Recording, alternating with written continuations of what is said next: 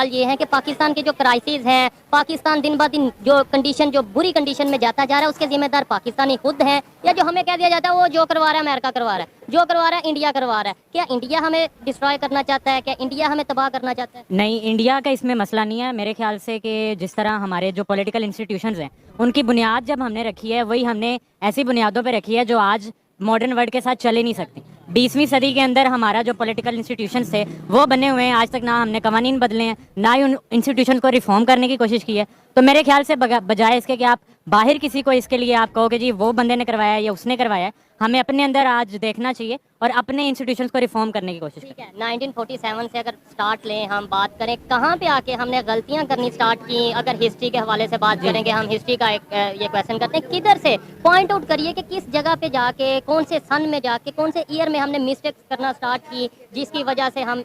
आज इस कंडीशन। ठीक है, मिस्टेक्स जो हैं वो खास किसी ना ही पॉलिटिकल पार्टी से मिलानी चाहिए हमें, ना ही किसी एक खास बंदे के साथ लिंक करना चाहिए कि जी इस बंदे ने, जैसे अभी एक पॉलिटिकल हम देख रहे हैं कि एक प्रोपेगेंडा चल रहा है, एक पॉपुलिस्ट पॉलिटिक्स है कि जी फलां बंदे ने खराबी कर दी या फलां ने। ये हमने शुरू में जो इंस्टीट्यूशंस की बुनियादें रखी, जैसे कि 1947 के अंदर से लेके 58 तक हमारे पास 56 तक कोई आइन नहीं था, आइन तोड़ा गया, फिर दोबारा से या 73 तक जब तक हम गए हैं तब तक हम आइन भी 2 दफ़ा तोड़ चुके थे और उसके बाद अपने मुल्क का एक बड़ा हिस्सा हम गंवा चुके थे। तो उसके बाद हमने सबक सीखने थे कि जी हमने बाकी सूबों को इख्तियार देते हुए अपने आप को कैसे बेहतर करना है। हमने 18वीं तरमीम की,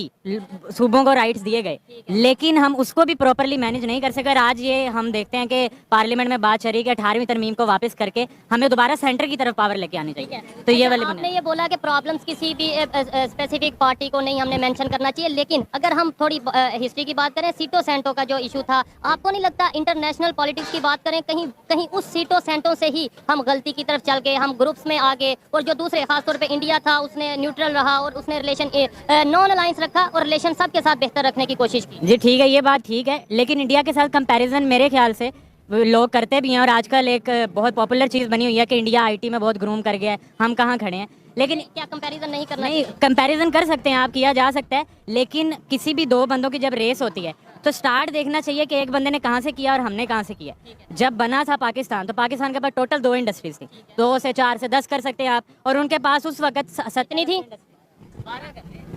10-12, लेकिन अगर हम देखें तो वो 80-90 की तरफ जा चुके थे। तो रेस जो स्टार्ट हुई है उसमें वो आगे थे। उसके अंदर दूसरी बात यह है कि उनके पास एक प्रॉपर पॉलिटिकल पार्टी थी जिसका नाम कांग्रेस है, और हमारे पास एक ऐसी पॉलिटिकल पार्टी थी जो मुख्तलिफ धड़ों से मिलकर बनी थी और उसने एक नेशनलिज्म का नारा लगा के लोगों को इकट्ठा किया था। वो सब कुछ हो गया, इंडिया ने वो वाली बुनियाद को यूज़ करते हुए सीटो सेंटो जब हुआ तो वो एक मजबूत पोजीशन पे मौजूद थे, कांग्रेस वहाँ पे मौजूद थी, तो वो स्टैंड ले सकते थे। हमारे यहाँ पे डिक्टेटर पावर में था, अब हम दे देते हैं इल्ज़ाम सारा पॉलिटिकल पार्टीज़ को, लेकिन सीटो सेंटो ना किसी पॉलिटिकल पार्टी ने साइन किया, वो एक डिक्टेटर ने साइन किया। अच्छा, इस बात से मैं एग्री करता हूँ कि वो सियासी पार्टीज पे हम जो सा वो इल्जाम लगाने के लिए देखना चाहिए वो किया किसने। आपने ये बोला कि रेस स्टार्ट हुई, वो रेस में ही पहले थे, आगे थे, लेकिन मैं इस बात से थोड़ा सा डिसएग्री करता हूँ। 80s तक हमें ये जब हम बुक्स में पढ़ते हैं बताया जाता है पाकिस्तान एशियन टाइगर था, पाकिस्तान बहुत तेजी से जीडीपी और ये सब कुछ बेहतर चल रहा था, इंडिया में गुर्बत थी। अब तब हमें याद नहीं था आ रहा कि वो रेस में हमारे से आगे थे, तब तो हम मतलब ये कहते थे वहाँ वॉशरूम नहीं है, वहाँ टॉयलेट नहीं है, वहाँ गुर्बत बहुत है।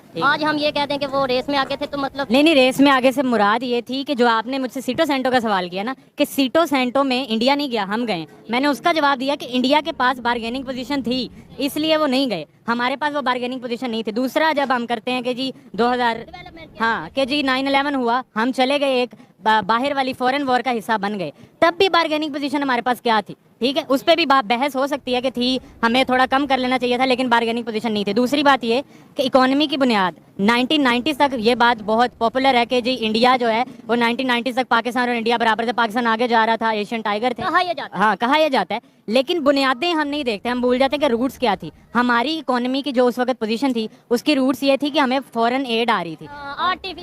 आर्टिफिशियल एक हमने बबल क्रिएट किया हुआ था, वो बाद में बस्ट हो गया। इंडिया ने 1990s में IITs पे पैसा लगाया, आज वो IITs के जरिए लोगों को वो गूगल पे चेयर जो CEO बन जाते हैं, जो एक पॉपुलर बात, बड़ी ऑर्गेनाइजेशन, मल्टीनेशनल कंपनी, यूट्यूब कह लें आप या माइक्रोसॉफ्ट, बिल्कुल ऐसे। वो क्या होता है कि इकोनॉमी की जो पूरा सर्कल है ना, वो एंटरप्रेन्योरशिप के ऊपर जब खड़ा होता है, तो हम जो होती है, जो हमारी पुरानी ओल्ड इंस्टीट्यूशन होती हैं, जैसे फ्यूडलिज्म है, ये जो अजारादारी निज़ाम है, इसके ऊपर जब हम खड़े होते हैं, पाकिस्तान जागीरदारी निज़ाम से आज तक छुटकारा